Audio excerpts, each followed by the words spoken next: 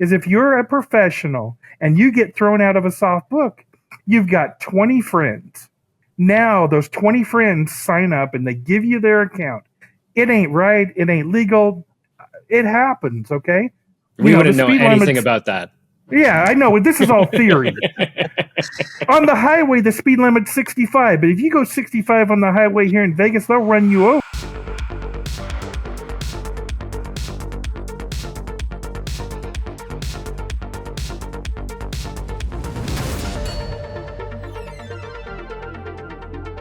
Hello, and welcome to another episode of Behind the Lines, the only podcast purifying the sports betting industry. Remember to like, download, subscribe, follow us on all the socials at InPlay Live. I'm your host, Shane Mercer. That guy over there, Andrew Pace, founder of InPlay Live, a community of like-minded sports bettors dedicated to long-term success. On today's show, a lawsuit in the works, the power of positivity, or maybe it's the downside of negativity. I've got a story to tell. And we've got Scott from Vegas Horse Pools and Spank Odds joining us in just a little bit. But first, Pace, this is a big one. Huge announcement for us, the audience, all of you out there who have been following the Behind the Lines podcast from the beginning. We are very excited and proud to share that we are now powered by Pinnacle Sports. Yes, Pinnacle Sportsbook has decided to sponsor this podcast, and we couldn't be more thrilled. We're super excited about it. Couldn't have found a better sportsbook to align with. But Pace, do you want to share some of the details? Details wise, it's pretty straightforward. I think that they're a sportsbook that we recognize as players that we can play at long term, plain and simple, right? There's a few of those that have come onto the podcast. And there's a few that have come onto the podcast that maybe aren't as aligned with us. So I think just the journey in general is, as a sports bettor, is, you wind up using a sportsbook like Pinnacle as a bit of a crutch, knowing that it's there, knowing that it's safe, knowing that it's yours, knowing that they're not going to take it away from you. And it's just really cool that they recognized us as well as going like, hey, these guys are playing through us. That's a big part of this. Yeah. These guys are playing through us. They know many of our players are winning. They know that. So a lot of people will be like, you can't beat Pinnacle. We have, right? And many of our biggest players beat Pinnacle and have beaten Pinnacle for numbers beyond what people could fathom. It's actually crazy. They are believers in a lot of the things we've touched on in this show, where they go, hey, sharp players are great volume players for us. And they recognize our role in that. And not only do they recognize it, they value it. So it's really cool. Yeah, really, really awesome. So glad to have them on board and to be associated with them. And you're absolutely right. We beat them. In fact, I beat them this weekend. Maybe not for as much as some other people, but I definitely got after them this weekend, and it was great. And they aren't upset. Right. That's the best part about it. Right. They won't be upset about that kind of thing. And, they'll let us keep playing there for as long as we want. And it's just can't say enough good things. We know we've spotlighted them on the show in the past. We had some of their former employees, Jesse Learmont, a guy who really sort of helped develop the product into what it is today. We had him on a few months back. And of course, the former CEO, Paris Smith, we had on. Who's just a complete trailblazer in this industry and did huge things for that sports book. And it's just this really feels like a very natural pairing. And so, again, just couldn't be more proud. Yeah, absolutely. Yeah, it should be a lot of fun. And we'll have more details, I think, to come. This is new at the moment, just with how it can impact someone that is maybe a member of InPlay Live and that kind of thing. So, it's exciting. Yeah, for sure. Incredible. All right. Well, on points of pride here, Pace, we're coming off a pretty solid weekend over when it comes to the NFL and even college football as well on Saturday. I know you guys had a pretty solid day there, but also marked by a couple of big milestones for some of the InPlay Live team. You want to share some of those details? Oh, yeah, sure. I mean, I always will get messages of success stories, but yeah, we had a couple big ones from this past week. We had our guy Joe hit the 6-figure club, which was really cool. And Gosu, who's been on the podcast for a good 3 or 4 episodes, I think, he just hit the 7-figure club. Seven-figure So yeah, club. Wow, that's big money right there. yeah, really cool. So I think Joe started with about $2,000, and he 18 months later hit 100K in profit.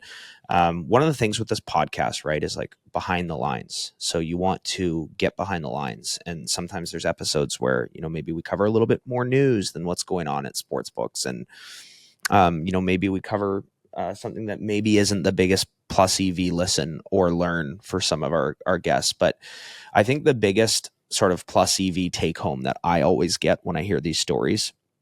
So $2,000 from Joe, started with it 18 months ago. Shane, we obviously did your journey to 100K. The takeaways from these stories are so unbelievably consistent that if you're a listener and a learner, whether you're at the 8-figure, 7-figure, 5-figure, or 4-figure level when it comes to betting, it honestly doesn't really matter, because it's consistency, it's great habits, it's survival, which means that you didn't just print money for 18 months. You stayed consistent with learning and discipline and money management. And that doesn't mean that you didn't make mistakes in those areas. It means that you grew from them when you made them, and persevered, right?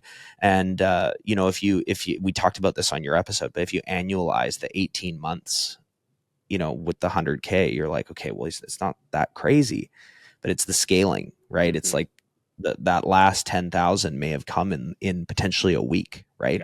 Yeah. So, it's the scaling and where you go from there. And then with John hitting the 7-figure club, he joined In Play Live as a professional pregame sports bettor, and did a lot of futures stuff he still does to this day.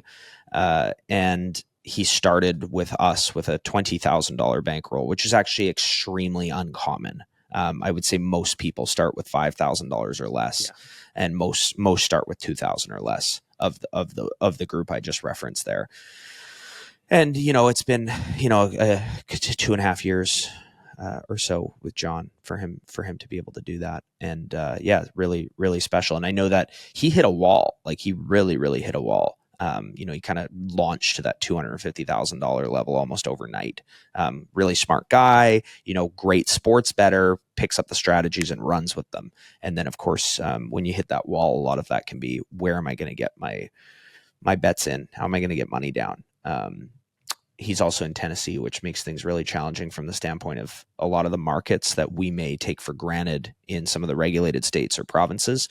He might not have access to them in the same capacity. A good example of that is like in Arizona, you can't bet on flash props in football. So, there's a lot of bettors on there out there on social media and things like that that will talk about those flash prop markets, and they just aren't even there. And I know Tennessee's similar with a lot of things. So, you can make excuses and say, oh, I can't do this or I can't do that, or you can figure out what the next step is and go from there.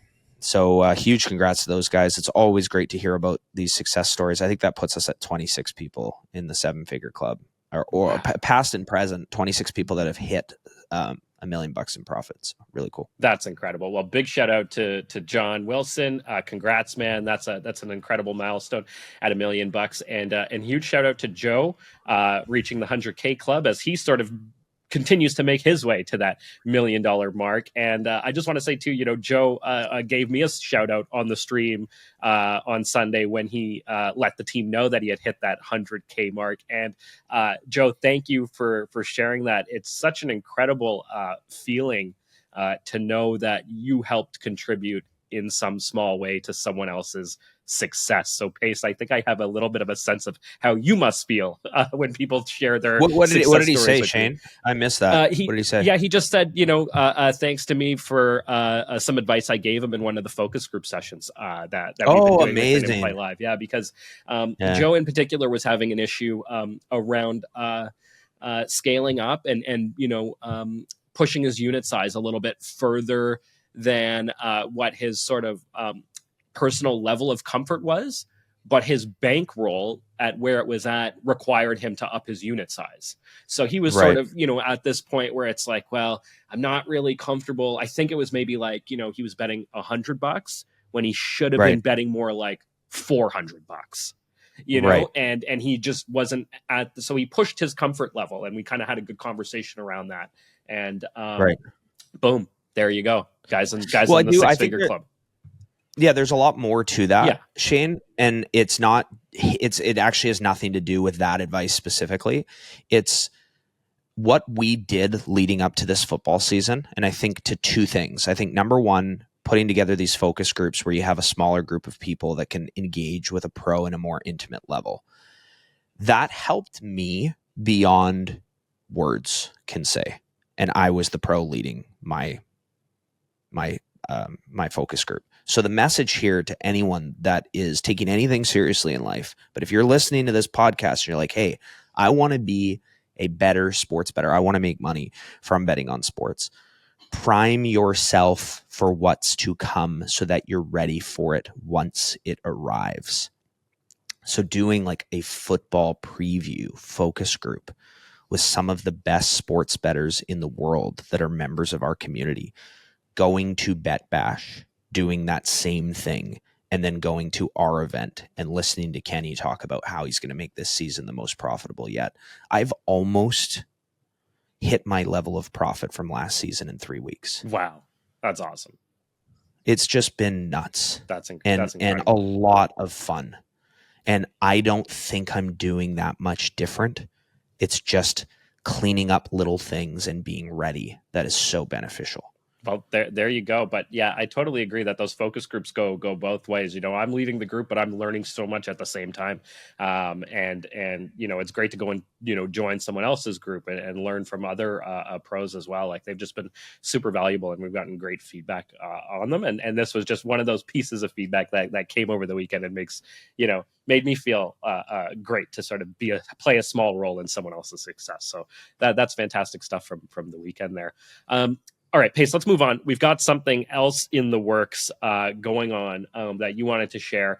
When we achieve this kind of levels of success along the way, there are certainly challenges that we have to meet head on and overcome. And one of those challenges can sometimes be dealing with some of these books, specifically some of the ones that operate in the gray market, the offshores, some of those, crypto-based books and that kind of thing. And they can be a little bit shady sometimes. We talked about that at length here on this podcast.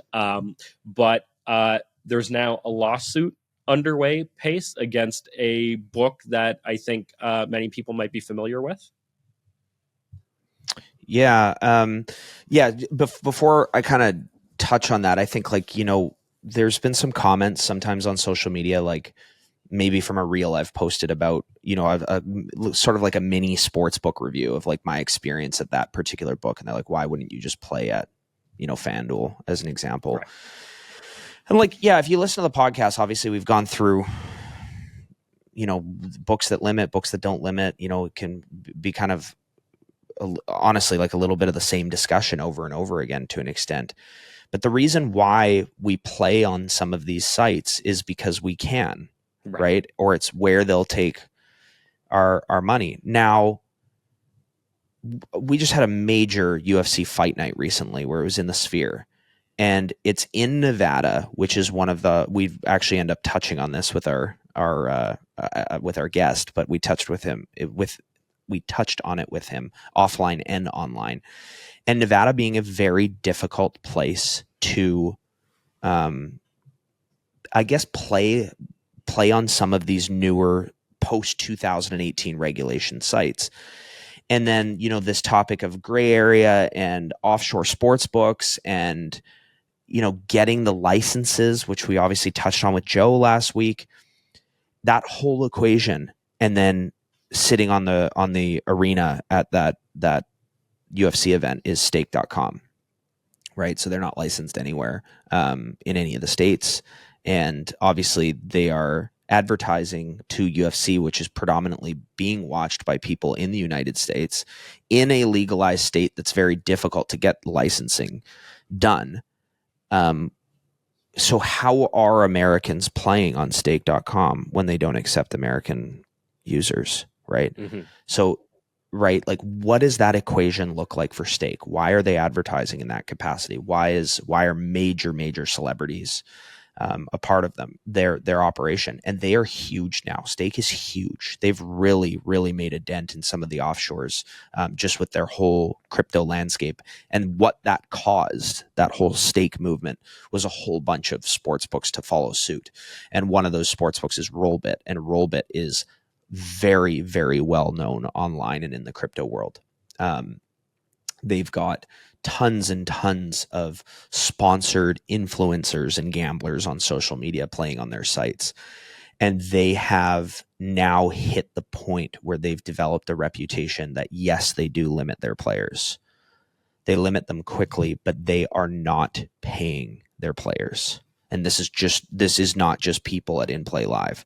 They are making it near impossible and even completely closing people's accounts down without access to any of their information, any of their data, nothing, and taking their money and seizing their funds. One of our users, like one of our members, they just had a situation with Rollbit where they accused him of a whole series of things. And when he denied the accusations, which, by the way, were completely false. So they basically said to him, like, we know you're multi-accounting. Please tell us all the other accounts that you're using. This is his first and only account at Rollbit.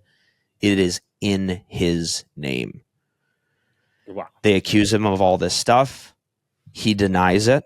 And they said, sir, we require you to be truthful in order to receive your funds. So they just accuse him of lying. Okay. So he then gets the regulator and the lawyer involved, and they come back to him and they're like, sir, we just needed to make sure that you were being truthful. We didn't say any of the things that you're claiming we said. And he's like, well, you implied that I was lying to you and tried to trick me into telling you I had other accounts so that you could in fact not pay me.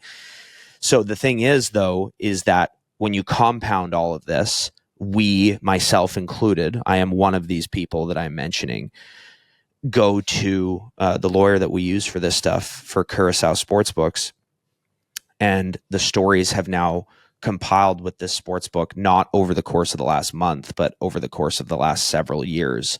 And there's like a class action lawsuit that's going down against Rollbit, and they're going to be completely fucked. I don't know if they're going to file bankruptcy.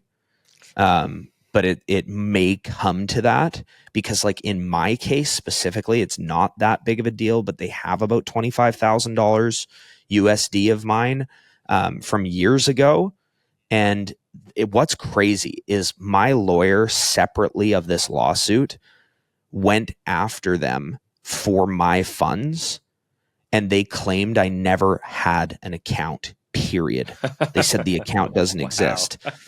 Then after this is like a long time. We're like fast forwarding a year forward. Then they said that the regulator of Curacao sided with them in their case with me. So they are deferring to the Curacao regulator. What they're saying did not happen. Yeah, there was no case with me and the regulator. They made it up. So it's a pattern of lying. They're trying to trick their customers into saying things that will get their money taken from them. Like, sir, we need you to be truthful. And then once we are, we're going to use that as a reason not to pay you. Right. And once you are is a loose statement, because that isn't, this is happening to completely, innocent users of their site. Right. But then separately of that, they are actively lying to people about the situations that they're in, which is just nuts. So, kind of being on the sidelines of all this, I just basically said to everyone in Play Live, you need to contact this lawyer immediately if you have any issues with Rollbit right now, because they need as much ammo as they can possibly get. So if you're listening to this and you've ever had an issue with Rollbit, message at In Play Live on Instagram, and we'll give you guys the contact information of the legal team that's working on this. I don't know if it's too late for that stuff to be included, but I don't think it is. So that this is something, Shane, that I think that we'll provide an update on in probably a year or two. It probably will go on for that long. Yeah. These things never move quickly, but they need to be done. And this will serve as an example to other books that are, contemplating behaving this way. Right. And I think that I've noticed a pattern of a few different sports books where they jump onto the scene, they get excited about the prospect of being a sports book. It was mentioned by someone, I think this was Joe again from Prime. It wasn't on our podcast. This was offline, where he said, when you start a sports book, your first 500 users are essentially like vultures. Yeah. They're absolute sharp players that are coming to kill you. And you have to weather that storm. And what happens is when you first start out and you do have, these sharp players coming into play on your sports book, you are putting yourself in a situation where if you aren't trustworthy out of the first few players, they probably get paid out and they think like, oh, maybe they even had a long leash because they're like, oh, he's not going to win long term. They go, holy smokes, we really do have to cut this person off. And then you hit a level where you're like, okay, we need to basically find some tricks of the trade to screw these guys over. And then the reputability goes down the tank. And we've seen books like that. They come onto the scene. Some people got their money. Then there's a whole wave of people where it becomes a problem and the site just disappears and they're gone. So you do have to be really careful approaching these sites. But I will also say Rollbit, it's like Stake is that big crypto sports book. I know Cloudbet's up there too, but Stake's that big crypto sports book. And then it's literally like Rollbit right behind them. And what's also crazy is I have now seen them disappear. When you're searching for sports books, I've seen them disappear off of almost every single list, because I think what's happening is anyone that's recommending them is obviously also being contacted by the customer that initially, was recommended to them and saying, hey, like these guys aren't paying me. And I would imagine that it would be happening in the casinos as well. They're just not paying people that are winning money. Wow. In any way. Yeah. Just terrible. I mean, it's brutal, that the reputation is tarnished now. That's it for that, and it sounds like anybody that was referring people to them is disassociating with them. So, it seems like it can only go downhill for them from here. Bankruptcy, like you mentioned, is probably the most likely scenario. And it means that maybe some people aren't going to get paid out long term, which is unfortunate, but at least there'll be one less shitty player out there. Yeah, it does suck, but I think that it's out there, and we have to be aware of it before we engage with it. And I had a really bad odds provider that I worked with at a company called Ditto Bet. I think I got my account balance up to about 50,000 with them, and then they seized my funds. I was able to win this one. I got that money. Took a long time, but I got those funds, and I was like, I am never going to play on that odds provider again. But while I played on that odds provider, I was like, fuck, this is awesome. I'm going to load up a couple more of these, find out where else I can get ready and lose some money on those accounts so that they're ready to go whenever it is that I turn back to them. And one of those accounts is a site called Bet Plays. And I've gotten 3 messages in the last 2 weeks. We don't recommend them in any way, shape, or form, but 3 messages in the last 2 weeks of people where they've taken all their money and not paid them out. So the lawyer is coming for them next. But buy or beware with these sites. Make sure you are going to ones that are reputable, and if they aren't, make sure you have some sort of recourse. Yeah. All right. Well, and if you're looking for that recourse, In Play Live is a community where people are able to network, talk to each other, figure out those paths, to sort of handle these types of challenges. And anyway, thanks for the update on this one, Pace. We look forward to sort of hearing where it goes as developments happen. You can share them with us here on the podcast and share them with all of our audience. So that's we'll be watching that one closely. All right. I want to share something quickly before we get to our guest. It's not going to take very long, but I do want to share this because I think it's a little sort of just something that I've learned over the last couple of weeks. And maybe it's something that I kind of knew before, but it was crystallized for me, shall we say, over the last few weeks of the NFL season. And Pace, you were saying that you've had, an amazing season so far. We're not even all the way through week 3 yet, almost done week 3, but you've already sort of had an incredible season compared to last season. And that's awesome to hear. I know that the team at In Play Live as a team has just been smashing on NFL. And to see the unit tracking after each NFL day, to see 4 units added on a Thursday, on a single game, and then 5-6 units on a Sunday, and it's just been piling up when it comes to the NFL, and it's just incredible to see the team's success. But I myself did not have that success in week one, especially week one. And it kind of trickled over into week two a little bit. And I only started to get right towards the end of week two. And then this past week for week three was just phenomenal. So, but why? Why wasn't I in step with the team? Why wasn't I having the same success as everybody else? And I think a big part of that had to do with my headspace and where I was at. So I won't get into too much of the details here, but I had two major personal conflicts going on in my life. One of them with a friend, somebody who I'm in a fantasy football league with, the league that is sort of my main league, so to speak. And this all stemmed, it was essentially a very, very stupid conflict and fight that bubbled up and blew up into something much bigger than it should have been over fantasy football. And I'll just leave the details.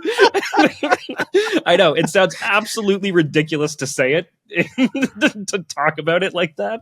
But let me tell you that the fight was real, and the conflict with this person was very, very real, far beyond fantasy, at least for that time being. And we both sort of needed to take a break. But during that time, that conflict, this is somebody I've known for a long, long time. Like we're talking, 20 years, more than that, somebody that, I've had good relationships with over time. And this was also a very public fight as well within the fantasy group.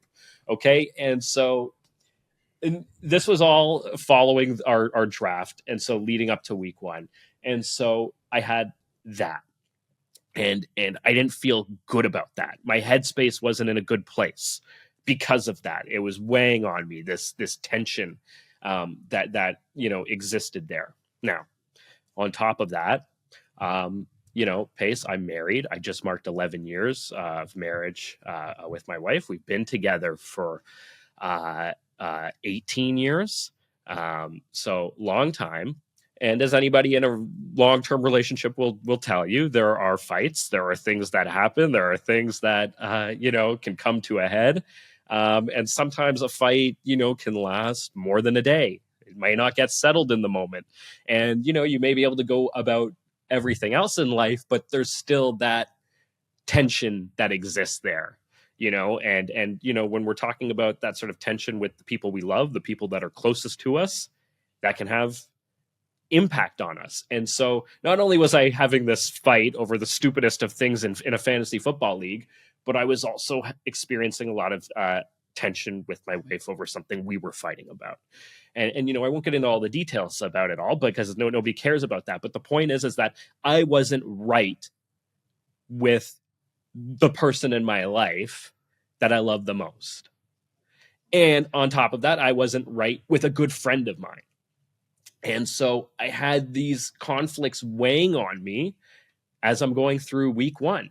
And I don't think I was in a great headspace for betting.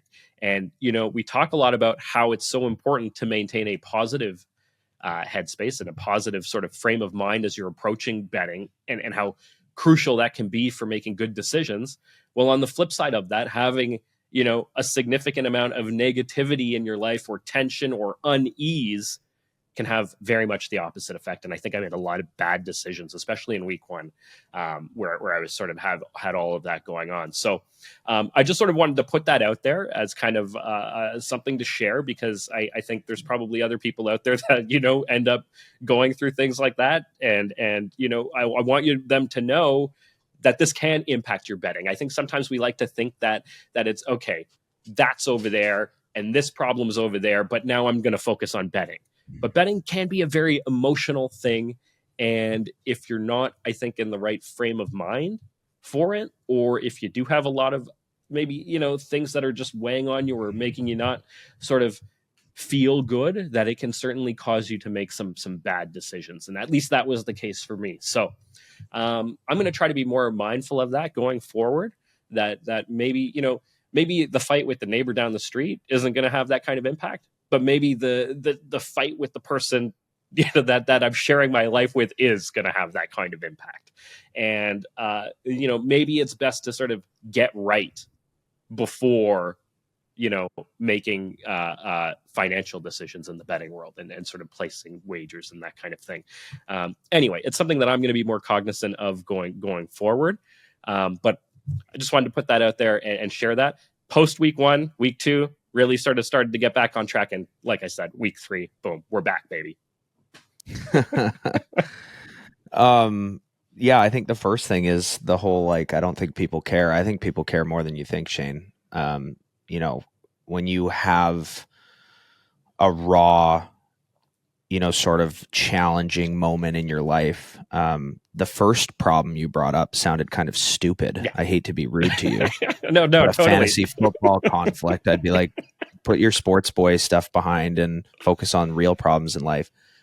But the second problem is real. I'm not saying the first isn't, because we didn't get the details. But the second problem is one that's going to really hit home with a lot of people, especially people that, do bet full time for a whole weekend. Yeah. Right. And that's always something that's extremely difficult to navigate. And separately of that, it doesn't matter what the issue is. If you have conflict or challenge in your life, it shows you that betting on sports isn't just following some dude telling you to take picks. Right? Yeah, it's your true. decisions. Totally. It's your environment. It's your mental capacity. It's your headspace. It's your sports books, your location. The list goes on, right? So I think it's a really powerful lesson. The first is when other people are winning, it doesn't mean that you are, even though you're in the same group. Yeah. And that's okay. How that should motivate you and inspire you. On a podcast before it was Behind the Lines, with one of our longstanding members of In Play Live, we interviewed someone who very much brought up, that whole discussion in the grand scheme of their betting journey and how important it is to, basically be completely right in order to be able to succeed long term, and that you have to learn and go through those struggles yourself in order to succeed. So, man, I think it's really powerful recognition on your side, and yeah, again, something that a lot of people are likely, resonating with to an extent. I'm referencing. Has Hazan been on the podcast with us on Behind the Lines? No, he hasn't been on Behind the Lines with us. No, but he was a guy who said, I did well, and then I stopped doing well, and I needed to take this more seriously because I knew other people were winning, and it motivated him. Yeah. Right. So that drove him to go, hey, I can be better at this. And then he's, arguably the best at it. Right. That's just something that's really, really important to recognize. So yeah, good on you for doing all that. And then the stuff with the wife, man, it's like, God, that's so important, it's so important. Happy wife, happy life. But more than that, it's, your guys' ability to support each other and your ability to succeed at something. And it's like, you're not if things aren't good on one side, and then it causes issues in the very thing that you might be even arguing about to an extent. In this case, it had the conversation had nothing to do with betting. Yeah. Okay. Other stuff, right? Other life but pressures. It goes to show you that the compound effect of something like that, where, things are struggling here and it's leading to struggles elsewhere as well. So yeah, really, really good advice to everyone. Get your head in the right space and be ready to go. Or maybe that's not the day for you. Yeah. And for me, getting right meant getting right with those people and solving those conflicts with the people and coming to terms and making amends. And that's, I think that's probably, just as important as it, for other aspects of life as it was for the betting aspect of life. But, yeah. Anyway, wanted to share that. Got that off my chest. I'm glad I put that out there to the community. But Pace, now I think it's time to move on, and we've got a guest joining us. So let's head over to Scott. All right, we've got Scott, owner of VHP Proxy, leader of customer support at Spank Odds, an unfortunate Huskers fan. Gambling Twitter knows him best as Vegas Horse Pools. Scott, welcome to the show. I thought this was going to be a friendly get-together here, but I guess not. I got some anti-Huskers here. Go Big Red, by the way. Go Big Red. It's just a tough time, isn't it? we got to mention it. So it's got to be a tough time for you. No, they're back. They're back. And here's the thing that you guys don't realize. The last time we had a Raiola as a freshman on the team was 1997 national champion Nebraska Cornhuskers. It's deja vu all over again. We're going all the way this year. All right, we're officially saying they're back. It's been like 3 weeks, but they're back. Okay, they're back. All right. This is the thing, right? So we're recording this before Friday, September 20th, and this is their first real test of the season. Would you agree with that, Scott, or no? No. You think they got tested with Colorado? No. They haven't been tested yet, and Illinois will not test them either. Oh! Wow.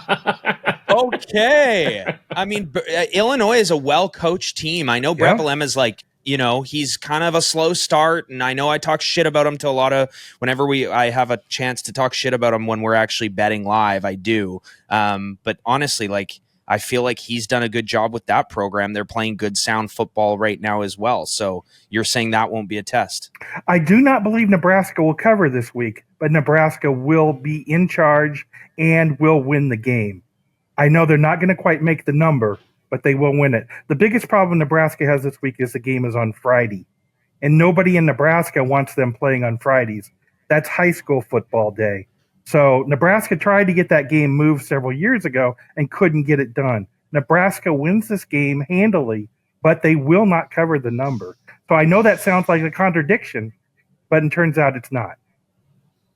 I like that you know the outcome already. Yeah. I was just going to say. The fact that people are going to be watching this after the outcome, you're either going to be a genius or just something a little bit different there. But honestly, looking at their schedule, you're never going to have a cakewalk schedule with the Cornhuskers and obviously their storied past in college football. They're always kind of one of those teams, but there's already a line on week 9 for Nebraska against Ohio State. Do you know that?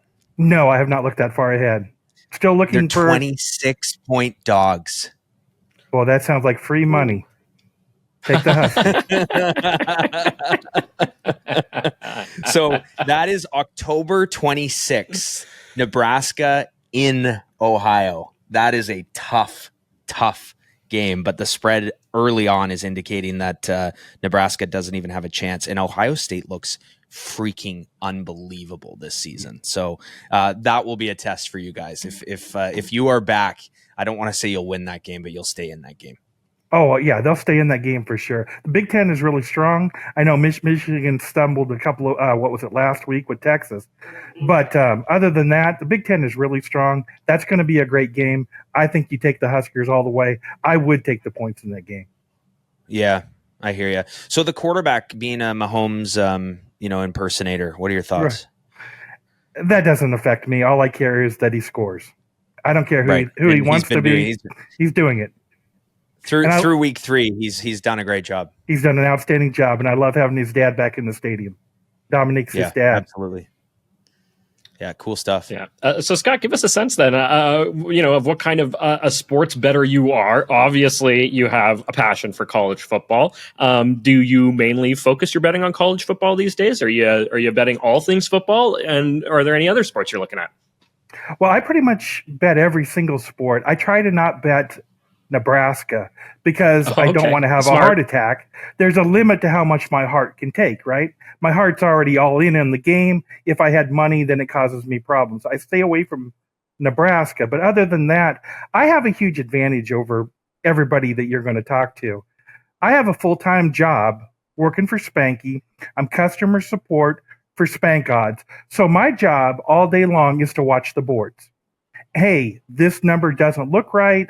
We need to take a look at this book. So given the fact that I stare at this screen 12 hours a day, basically 7 days a week, I'm a full-time bettor too. Because when I see something that looks pretty tasty, I go ahead and bet it myself. And then I report it back to the programmers. Hey, you may want to take a look at this because this is way off. And then usually what we find is it's a book that's just really, really heavy on the other side.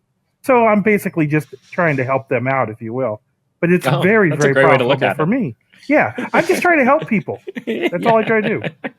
I love it. Hey, Scott, you're in Vegas. Yes. Obviously. Yes. Running your proxy service, you have to be. You have to be, right. So, like the betting landscape in Vegas, being a full-time sports bettor, if we rewind the tape, we go back to say, 10 years ago, but let's say 2010, it's like every pro bettor needs to be in Vegas more or less. I mean, I'm maybe I should rewind the tape a little bit further, because by then you had some pretty good offshores that you could bet at in other countries and things like that. But just as a general statement, that was probably accurate. How would you say that has changed in the last 10 years now to where we are with online betting today? And the reason why I ask is because with our community of bettors at In Play Live, Nevada really struggled out of the gate because they found it hard to do what we did, which is predominantly live betting on a lot of, it doesn't need to be regulated apps, but a lot of live betting online. Well, here's the question. I get this question a lot at Spank Odds. I get every question in the world at Spank Odds, just so you know. And I've had this one before. They said, hey, I'm thinking about going pro. Where should I live in the United States? Should I move to Nevada? I say absolutely not. This is not for you here. If you're going to move, there's only 3 states you should live in. That's number 1, New Jersey, number 2, Colorado, number 3, Arizona. So I got them right in my head, Shane. Yeah, that's your top 3. Now, you might argue number 2 and number 3 are reversed, but those are 100% the top 3. Nevada is not where you want to be. There's better opportunities in those 3 states. So that's where you should be. Nevada has improved, though, I'd say, in the last couple of years with some of the online stuff. Like I know they were even slow. You guys were slow just getting even kiosks to bet at. Yeah, it's the gaming control here is really tight, which is a good thing, and it's also a bad thing. It's pretty much about like anything in life. There's good and bad to almost anything that you can say. And our gaming control is really strict. We don't get a lot of new books added to our market. I'm trying to think the last book that was actually added to our market. But there's so many books out there available. Like in Colorado, I think they got 25 books, and New Jersey, they got 20-some books. And we got less than 10. So it's a real problem here for that. We need to open it up more, and I don't know how they're going to pull that off, because you have to have a casino presence in Nevada. You can't just be an online book. That makes it so challenging. That makes it hard, right? So, like, WinBet got bounced. Like, WinBet's done. Is WinBet still in Nevada? Well, see, when you say WinBet, what I actually hear you say is Win. Because Win Nevada is different than WinBet. They're so separate. It's not the same. It's not the same, and WinBet is fine. Or Win Nevada is fine here for us, but WinBet, I believe, is closing down everywhere, if I understand it right. And our understanding, Shane, I think, was that WinBet was the same lines as Golden Nugget. So do you still have Golden Nugget there, and do you have those lines still? We have Golden Nugget in Vegas. The problem with Golden Nugget is they don't have an app. So you can't bet it from the app. You have to bet it from the kiosk. We also have Treasure Island in town that does the exact same thing. They have lines, but it's a walk-up book only. So people that are trying to bet via their phone can't play there. Wow. Yeah, that makes things really challenging, huh? Interesting. Yeah, it definitely does. Scott, I want to ask you about Spank Odds, because I think it's relatively newer, and it sounds like it's a fantastic odds service. But tell me a little bit about what it is exactly, how it differs from a whole bunch of the other odds services that are out there. Well, I don't know if it differs so much, but there's a few things that I think that we do better. We have a ton of books, and I think we have a very good amount. I don't know, there's 60, 70 books that we have. We have 3 books, Pinnacle, the Chris, and we have Bet365 that are only available to the paid subscribers, because they kick out lines so often. They take up a lot of our processing time. So we've got to limit those just to the paid users. But you can use Spank Odds for free forever. And I know Spanky's going to love me saying this. You can use it for free forever. All you got to do is go to spankodds.com and sign up. We give you every single feature that Spank Odds have. What I think is one of the most valuable things about Spank Odds that nobody else seems to do is when you put your mouse over the odds on one of our premier books that give us the limits, The ones that give us the limits are like Pinnacle, Chris, BetUS. Let's see, what else we got? Circa. Would you hold your mouse over that? It'll tell you what the book will take. Now, this is a very important thing, and Spanky's talked about this a lot, and I definitely learned this from him. If you see a sports book, and you can set this up in Spank Odds, so it'll notify you verbally when this happens, when the lines move. If they've moved the lines, that means they've taken a bet that they're solid with, and they really like their new number. It gives you a chance, if you're a top-down bettor, to look at that. So let's say Chris just moved their line. We just got a Spank Odds notification. You can look at the line history and see what it was before. You can see what it looks like now. Now you know this is what Chris believes is a very, very solid number. Then, using top-down methods, you can look around and see where you can pick up the old number at, because that number is profitable. That's probably the best tip you're going to get on Spank Odds. And you're saying that you can move your cursor over it and you'll see the limit? Yes, the limits. Really? Even on soft books, they'll show you what their limits would be on that market? No, you have to be a premier book. Okay. If you're a soft book, that means you throw people out. We do not have limits for them. Here's why. Because at soft book number 1, your limit's $100 and mine is $200. So what number would we display? So you have to be a premier book. And there's only a few premier books in the country. Pinnacle, Chris, Circa, BetUS, those kind of books. So that's the only ones that we can display that for. And that's why those are the guys who don't kick you out. That's where you want to do the majority of your betting. And the majority of your learning. Too, Scott, there's something you said there too about the paid feature having certain books, but the free version not having that because it took up too much bandwidth or whatever technobabble you said. So what I find interesting about that, just having used some of the other odds sites that are out there, is the sites you referenced actually don't even work on those sites, period, let alone whether you're paying or not. They don't work there. Well, not every odds aggregator that you're going to work with has all the same books. We all have different connections. Spanky pretty much has a connection with everybody in the world. So if they want to be on an odds screen, they're on our odds screen. And some of them that don't want to be on an odds screen are on our odds screen, because if you make him mad, then he just does it anyway. So when you look at Spank Odds, we have all the premier books, because they wouldn't be a premier book if we didn't, because they're welcoming everybody.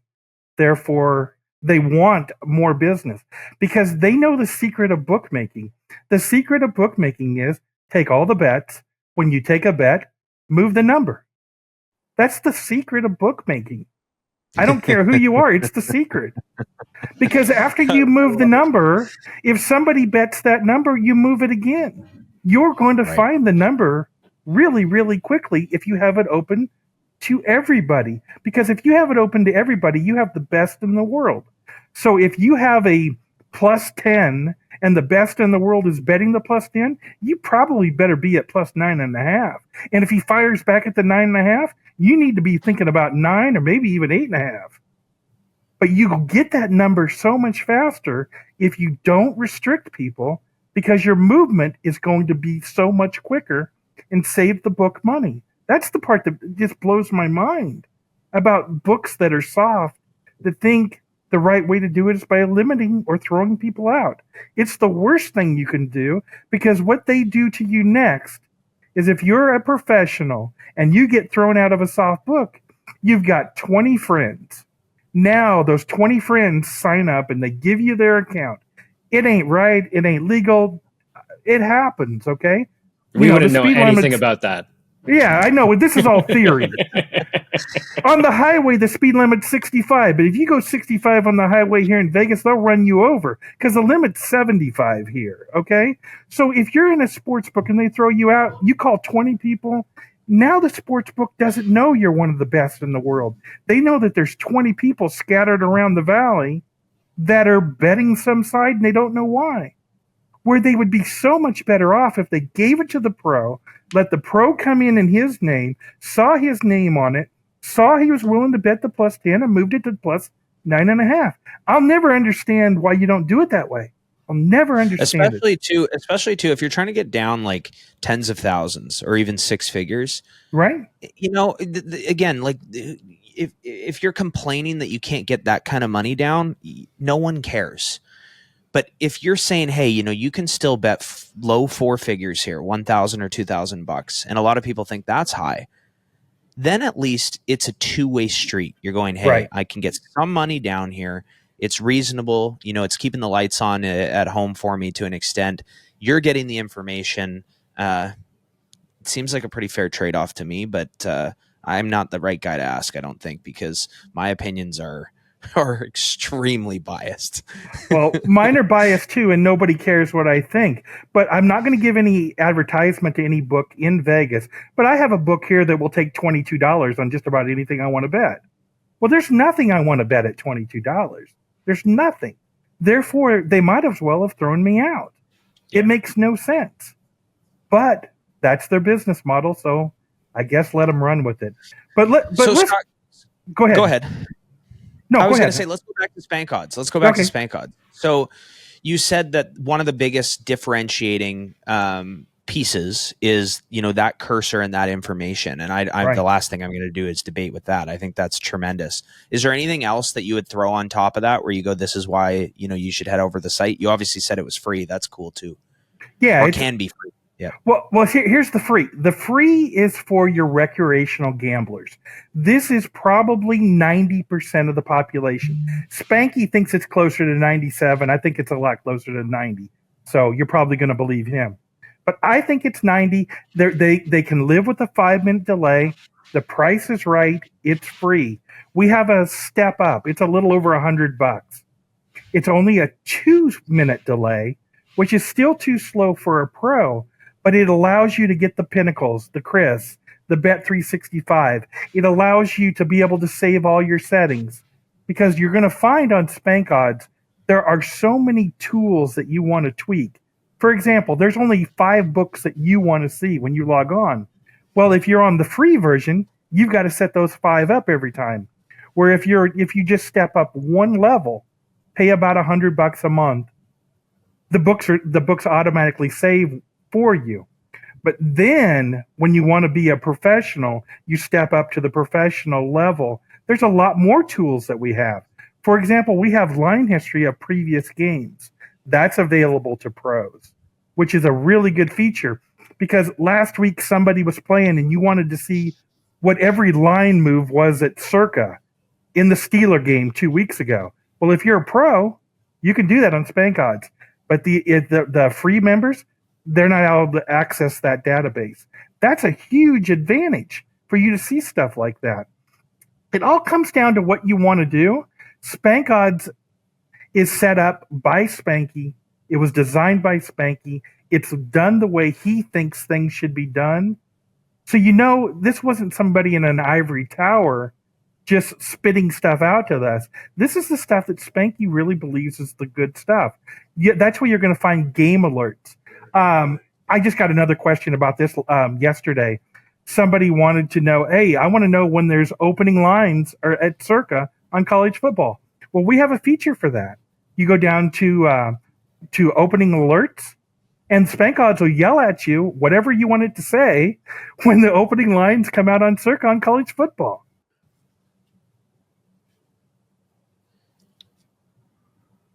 All right, Scott. That's all awesome. What the work you're doing with Spanky and Spank Odds sounds like a fantastic service, especially to professional sports bettors out there. But I got to ask you because I know you're heavy into Survivor, and these first couple weeks of Survivor, NFL has been an absolute gong show. People are getting booted left, right, and center. Tell me a little bit about what you do in the world of Survivor with Circa Sports. Well, I have a company called VHP Proxy, and actually this is my second year running it. Last year, I got flooded with messages on Spank Odds saying, hey, I want to sign up for the circuit contest and use your proxy. So, of course, I called Spanky and I said, hey, are you running a proxy service I don't know about? Because I've got a bunch of people that want to sign up through us. He says, no, I don't run it. I don't want to run it. I don't want to start it. I've got enough to do. I said, okay, what do you want me to tell these people? Because we've got a lot of people that want to sign up. He says, here's what I want you to do. I want you to go to an attorney tomorrow. I want you to start a company. I want you to run a proxy service. I want you to name it. I want you to do it. I don't have time to have anything to do with it. I said, okay, I'll make an appointment with an attorney. We'll get this thing done. So last year, I ran the proxy service. Very simple. I had a Google Forms that you would fill out. It was very, very simple. You'd put your picks in. At the end of the night, it would kick me out a report. I would enter everything. So what I did over the course of the year is I wrote down every problem or every question that I got from customers. And this last off season, I went to Spanky and I said, hey, am I doing this proxy thing again? He said, yeah, let's do it again. That was great. I said, okay, well, they're here. I had all of these questions. Here's the first question that you should have if you're going to hire a proxy. Do you trust the guy? Because if you don't trust the guy, you should not hire him. I don't care if he's doing it for free, it's too expensive. You're talking about a $12 million prize. You've got to have somebody that you're willing to bet $12 million that they're going to do the right thing for you. So I'm that guy. I'm easy to reach. You can reach me through at Spank Odds because I run customer support there. You can send me a message on at Vegas Horse Pools. I'm there 12 hours a day. So that was the first thing that I think you need to worry about with a proxy service. The second thing that I found is you need to have confirmation that I got your picks.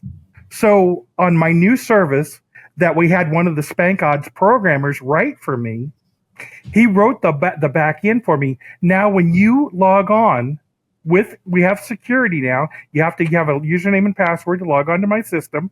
You put in your 5 picks for millions or your 1 pick for Survivor, depending on what you have. After you hit submit, it fires you an email and says, here are the picks that you made. We're going to send you another email when Scott actually puts them into Circa. So then I get my report on Friday, and I enter the picks in there into the Circa system, and I tell the server, hey, I just put this pick in, and he immediately sends you another email and says, look, Circa has just taken your pick. You're all good to go. The next question that I would get from people is they wanted me to grade their picks. They wanted me to say, hey, you were 4-1 this week. You were 5-0 this week. You bought 5 survivors and 4 of them are still live. Well, the new server keeps track of all that. When the football games are done, I tell it what the score was of every one of the games. It looks at the picks that you made and said, oh, all your picks are in. I'm going to send you an email and let you know you went 5-0 this week. Congratulations. You had 5 survivors.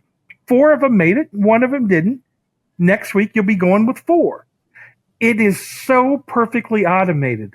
The other thing that you need to worry about with a proxy service is getting your picks in and not forgetting. Every single person last year had 1 week where they had a problem and they forgot. Almost every single person. Well, the new server automatically sends you an email about 12 hours before the picks are due. And then about 3 or 4 hours to go before the picks are due, if he's got a bunch of people that haven't put picks in, he'll fire you another email 3 or 4 hours. Then between an hour and a half and 2 hours to go, if he still hasn't heard from you, he sends you an SMS and says, hey, guy, just so you remember, we got to have picks in tonight. And then, of course, at 7 o'clock, when the picks are actually due, anybody who's missing, I make a phone call to. But the server has basically turned this into a one-man job into a 2-man job, and he's taken all the heavy lifting. So the only thing I have to do is take the reports he gives me and put them into the system. It's a pretty easy job. I really enjoy it. It's a great networking opportunity for me because I cater to people that go to BetBash and use Spank Odds. That's who I cater to. I'm not catering to the 14,000 people that subscribed. I'm looking for that one niche because we're kind of like, we're almost like a family here with the group that I'm trying to deal with. And we're just trying to give you a little bit of something else. So if you want to play in the contest, I'll handle it for you. You want to listen to a podcast? Spanky's got Be Better Betters. You want an odds screen? We got Spank Odds. Just trying to keep everything all in one place and make it easy for people. I don't know. That's my thought about it. But these first 2 weeks have been absolutely insane because if you're the top pick or the second pick, it seems like you're going down. Luckily, the Texans survived last night, which I have to admit in the last drive when it was 19-13. I really could see a 2019 score coming up and whacking that one out too. But yeah, we've lost 2/3 of the field. It's crazy what's going on, but it's a fun time. And like I said, it's $12+ million. So somebody's going to enjoy it. Scott, we had the Survivor Atlas Gabe on our show, and he was talking about EV in Survivor. So your knowledge of the picks in advance must create crazy EV. So how do you deal with like confidentiality and like are you playing in it yourself, things like that? Okay, that's a very good question, and I expect to get this question a lot. And believe it or not, people trust me enough that they don't ask me that. But I'll give you the answer. I have no entries, but I will also admit that I believe everybody that signed up offered me a chunk, and I've turned them all down. So, I turned them all down, but a couple of them I had to do. But no, I have no interest in any picks myself. I think it would be a conflict of interest, and I just would not feel good. Imagine I won the $12 million. I would not feel good accepting it given the fact that I have a proxy service. I think the two should be separate, and so the only way I can do it separately is to just stay out of it, and that's what I've chosen to do. And I have more fun this way anyway. I can cheer for you guys.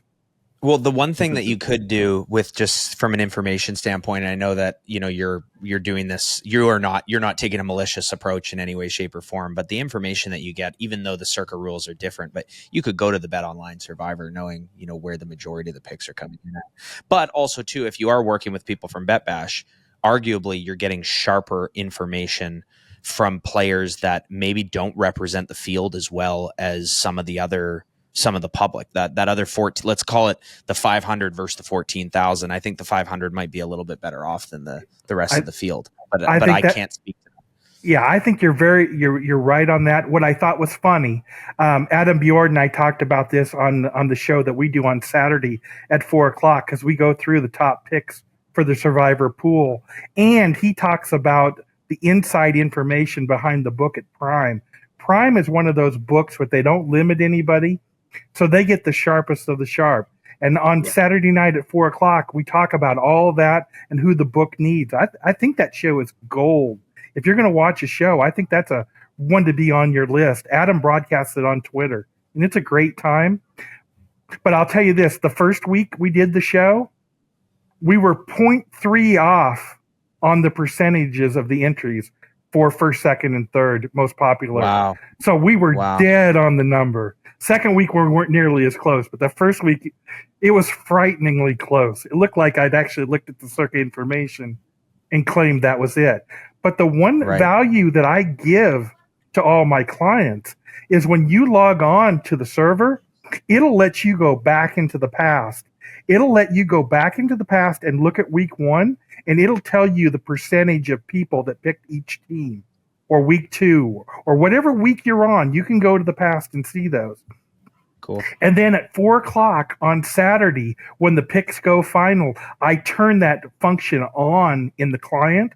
So at 4:01, 4:02, you can log on and you can see VHP proxy customers, which I have to admit, I won't even admit somebody is a customer.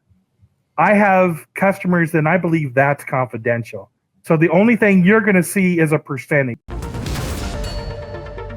All right, that was Scott from Vegas Horse Pools and Spank Odds. Great to have him on the show, Pace. Looking forward to possibly having him back on the show at some point, maybe towards the end of the college football season. I think that might be a fun time to bring him back and chat again.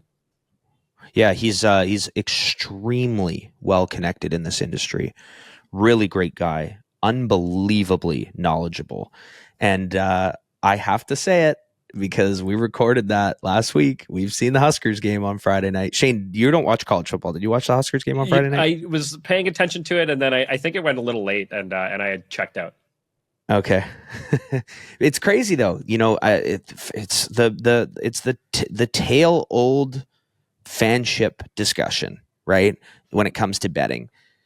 He said he can't bet Huskers games because it would be too much. Like, it's basically his heart couldn't handle it. Yeah. And I actually think that may have not been a metaphor. Like, I actually think there's a chance that it could have been detrimental to him. But separately of that, a guy of his knowledge, a guy of his betting success, a guy of his connections in the industry, working with guys like Spanky, knowing Billy Walters personally, all that kind of stuff. List goes on and on. He told us the outcome of the Huskers game. He said they will win, but they will not cover. Not, I think they will, right? No, he was definitive. Yeah, he was definitive. He also talked about them going to the playoff. He said that Illinois wasn't a real test. They lost, right? So Illinois looked great. That's why I just love to never have any bias going into a game. I love to head into that game going, this is the game. I don't know anything about it in advance, and I don't want to know anything about it in advance. If someone's like, Aaron Rodgers isn't playing tonight, well, I'm going to see who's playing when I turn the game on. A lot of people would argue against that, but I really like to not have that bias heading into the game, because it's impossible not to completely have bias. It's impossible. There's going to be something that happened in the past that may help you in a lot of ways, live betting, but it may also hurt you as well. So you want to drop as much of that as you can. And Scott, thanks. If you're still listening, thanks so much for coming on with us. And your Huskers are, this is not their year, buddy. I don't think, in my opinion. Jeez, wow. Oh, he's gonna come back at the end of the season there, Payson. I guess we'll see where things are at, and somebody's gonna be eating some crow, I think. Yep. Yeah, that'll be great.